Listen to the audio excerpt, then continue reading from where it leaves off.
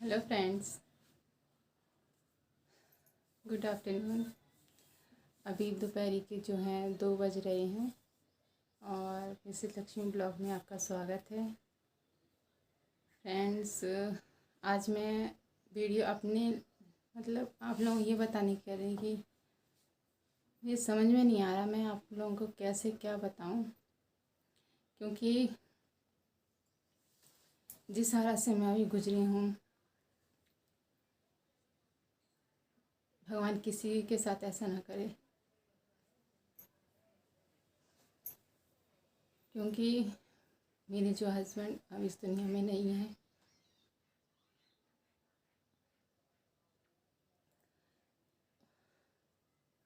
तेरह 13 जून को उनकी डेथ हो गई थी।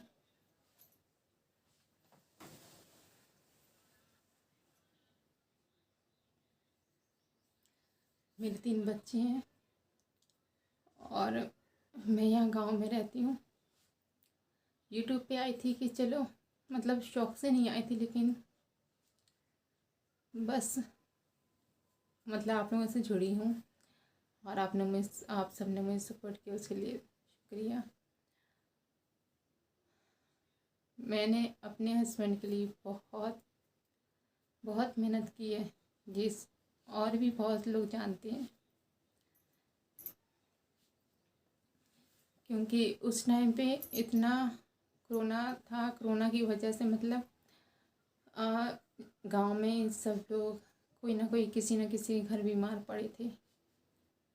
तो उस टाइम पे मेरी भी तबीयत बहुत ख़राब थी, लेकिन मैंने अपने बच्चों का सोचा। उसके बाद में हमारे जो बिन्यामिन भाई हैं, उन्होंने बहुत समझाया। उसके बाद मैं इतनी हिम्मत जुटा पाई और मैंने अपने आप को ठीक किया उस टाइम पे। तो मेरे हस्बैंड भी बहुत उस टाइम बीमार चल रहे थे। नॉर्मल फीवर था। नॉर्मल फीवर होने पर उन्हें पहले से डायबिटीज़ थी। फिर मैंने यहाँ पे दवाई कराई, सब जगह दवाई वगैरह बहुत कराई हैं। मैं ग्वालियर तक भी गई हूँ। ग्वालियर में 8-10 दिन में वहाँ रही हूँ। कम से कम 3 लाख रुपए मैं वहाँ पे खर्च कर चुकी हूँ। और मैंने यहाँ पे भी अपने ये छतरपुर हॉस्पिटल, जो आप लोगों को मैंने कई बार दिखा है अपनी वीडियोस में, तो मैंने वहाँ पे भी करवाया उनका ट्रीटमेंट। तो 70 से 80 हज़ार रुपये मैं वहाँ पे खर्च कर चुकी हूँ। और ग्वालियर में तो मेरे कम से कम 20 हज़ार रुपये का एक टाइम का ट्रीटमेंट होता था। आराम लगा था जैसे तैसे, लेकिन पता नहीं क्यों उन्हें फिर वही प्रॉब्लम होने लगी। तो जब मुझे यहाँ पे कहीं आराम न दिखने पर और छतरपुर से ट्रीटमेंट चलने के टाइम उनका जो है ब्रेन शुगर की वजह से अटैक आया था, ब्रेन अटैक जो भी कहते हैं। तो उसकी वजह से उनका जो राइट साइड है सारा पैरालाइज हो गया था। और छतरपुर डॉक्टर ने भी कह दिया था कि इनका जो नस फट गई है दिमाग की।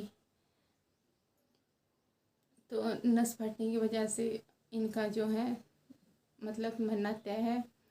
और 2-3 दिन जिएंगे। इसको ले जाओ जल्दी से ग्वालियर झांसी। तो फिर मैं ग्वालियर लेके गई थी उन्हें। तो ग्वालियर में भी 8-10 दिन रहे हैं। वहाँ पे कोरोना टेस्ट सब कुछ हुआ था, लेकिन कोरोना नहीं था। फिर वहाँ की दवाई उन्हें आराम लग रहा था, लेकिन बाद में ट्रीटमेंट पता नहीं क्या चेंज किया डॉक्टर्स ने। तो चेंज करने के बाद उनकी तबीयत और ख़राब होने लगी। तबीयत ख़राब होने लगी तो मुझे ऐसा लगा कि मैंने कहा पहले तो तबीयत सही हो रही थी और फिर बाद में ऐसा क्या हुआ कि तबीयत अचानक फिर से ख़राब होने लगी, जबकि मैं कम से कम 5,000 रुपये का इंजेक्शन उन्हें 2 टाइम देते थे। फिर डॉक्टर से पूछा तो उन्होंने कुछ नहीं बताया। इस वजह से फिर मैंने भी वहाँ से छुट्टी ली, जैसे तैसे छुट्टी ली। फिर दूसरे हॉस्पिटल में लेके गई, आयुष्मान हॉस्पिटल। पहले मैं ग्वालियर के शुभम हॉस्पिटल में थी और फिर आयुष्मान हॉस्पिटल लेके, मतलब कि डॉक्टरों ने ऐसा कारोबार बना रखा है कई जगह। तो वो एक दूसरे से फिर उसने मतलब कांटेक्ट किया शुभम हॉस्पिटल वालों से। तो उन्होंने, मतलब आप सुन के रह जाओगे कि डॉक्टर से क्या कहा। डॉक्टर ने ये कहा कि तुमने अपनी झंझट मेरे पल्ले पर डाल दी है, इधर भेज दिया इस मरीज को। लेकिन मतलब मैं अंदर नहीं ले गई थी अपने हस्बैंड को, मैं बाहर थी और लेके बैठी। और मेरे जो साथ में भाई लोग मेरे नंदोई गए थे, वो लेके गए थे उनकी जो रिपोर्ट्स वगैरह। तो रिपोर्ट देखकर, मतलब जबकि कोरोना नहीं था, लेकिन फिर भी डॉक्टर्स ये कह रहे थे आयुष्मान हॉस्पिटल के कि इसको जो है हम कोरोना वार्ड में ही रखेंगे। तो हम लोगों ने मना किया कि जब कोरोना है नहीं तो क्यों रखो कोरोना के वार्ड में। तब बहुत कहने पर जब फिर वो माने तो वो बोल रहे थे 20-25 हज़ार रुपये आप जमा करवा दीजिए, उसके बाद ही हम इसे एडमिट करेंगे। तो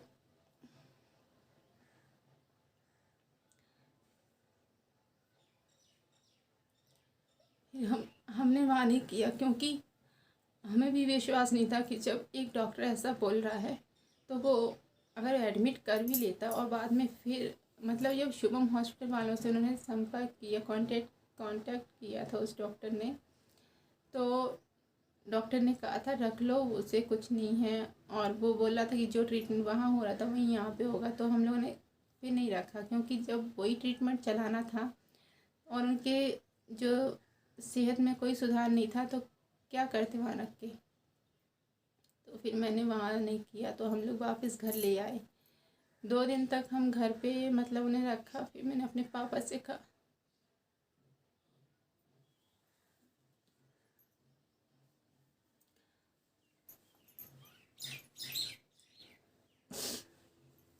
फिर पापा पापा ने मेरे वहाँ बुलाए। मेरा भाई और मैं दोनों यहाँ से गाड़ी बुक करा के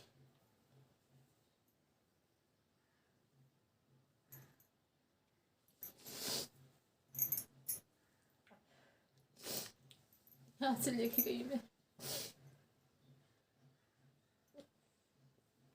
मैं शाम को फिर तीसरे दिन में शाम को साढ़े, मतलब वही 6 बजे के करीब गाड़ी लेके मैंने बुक कराई थी। फिर इनको लेटा के उसमें पैर अपनी गोदी में रख के, फिर भाई भी साथ गया था, हम दोनों जने और ड्राइवर जमाल भाई, आप लोगों ने उन्हें भी देखा है। तो उन्होंने मेरी काफ़ी हेल्प की। जहाँ मैंने कहा वहाँ पे वो आए हैं, जितना टाइम लगा उन्होंने मेरे साथ स्पेंड, मतलब वहाँ रुके हैं। और मेरी मामा जी ने भी बहुत मतलब हेल्प की, क्योंकि कोरोना के टाइम में किसी का इलाज कराना बहुत मुश्किल है, जो मैंने देख लिया। तो फिर मैं लेके गई पंजाब जाने के लिए। यहाँ से मुझे उस दिन मैं 6 बजे यहाँ से हम लोग निकल गए थे। 6 बजे निकलने के बाद में दूसरे दिन दोपहरी में 2-2:30 बजे के करीब पहुँची थी हॉस्पिटल। लेके सीधे हॉस्पिटल लेके गए थे मेरे पापा लोग। फिर वहाँ पे डॉक्टर्स ने भी देखते ही मना कर दिया था। फिर बड़े मिन्नतों से उन्होंने वहाँ पे एडमिट किया, पंजाब के टाहा हॉस्पिटल में उन्हें एडमिट किया था। लेकिन वहाँ के हॉस्पिटल थोड़ी ठीक हैं हमारे यहाँ के हॉस्पिटल से, क्योंकि वहाँ दवाइयों में भी मतलब जैसे भी हो लेकिन ठीक है। तो फिर वहाँ पे भी काफ़ी सुधार हो गया था। मैं उस दिन तो वहाँ पे मतलब 8 दिन में आराम लगा था, पता नहीं फिर क्या हुआ। 13 जून को मेरे हस्बैंड की डेथ हो गई। उनका बीपी नहीं आ रहा था, शुगर लेवल तो सही हो गया था, बीपी नहीं आ रहा था। काफ़ी कुछ पता नहीं क्या होगा, अब क्या कैसे करूँगी। ये थी कोरोना काल में जो मेरे हस्बैंड के साथ और मेरे साथ बीती है।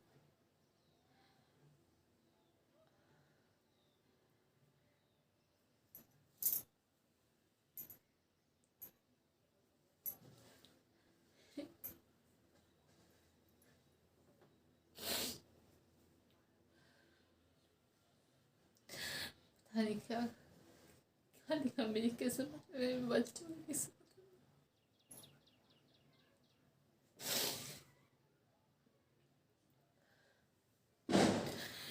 उनका बात करने लगे थे, खाना खाने लगे थे, लेकिन उनका माइंड काम नहीं कर रहा था। आधा माइंड काम कर रहा था, मुझसे कुछ कहा भी नहीं है। मैंने हमेशा कोशिश करी उनसे बात करने के लिए, कुछ भी नहीं बताया उन्होंने कि उनके दिमाग में क्या चल रहा है।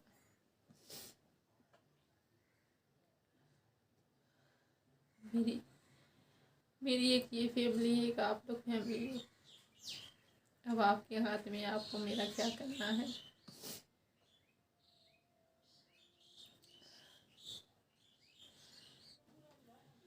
और कल जो था,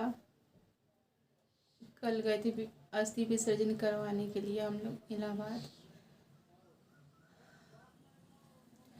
और कल वहीं पे मैंने थोड़ा फ़ोन देखा था, तो उसमें मालूम पड़ा कि कल फादर डे है। सब लोग तो फादर डे मना रहे हैं, लेकिन मेरे बच्चों के तो पिताजी चले गए।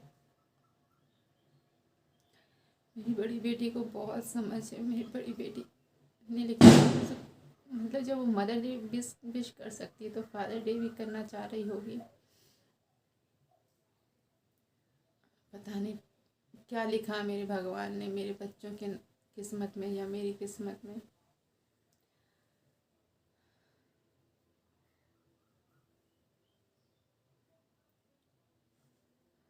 मैंने अपने आप को बहुत संभाला, मैं कभी किसी के सामने रोती नहीं हूँ। और मैं अगर रो भी लेती हूँ ज़्यादा तो मैं बात नहीं कर पाती, इसलिए जितना कंट्रोल कर पाती हूँ मैं करती हूँ, क्योंकि रोने से किसी ने किसी को कुछ नहीं बनाया आज तक।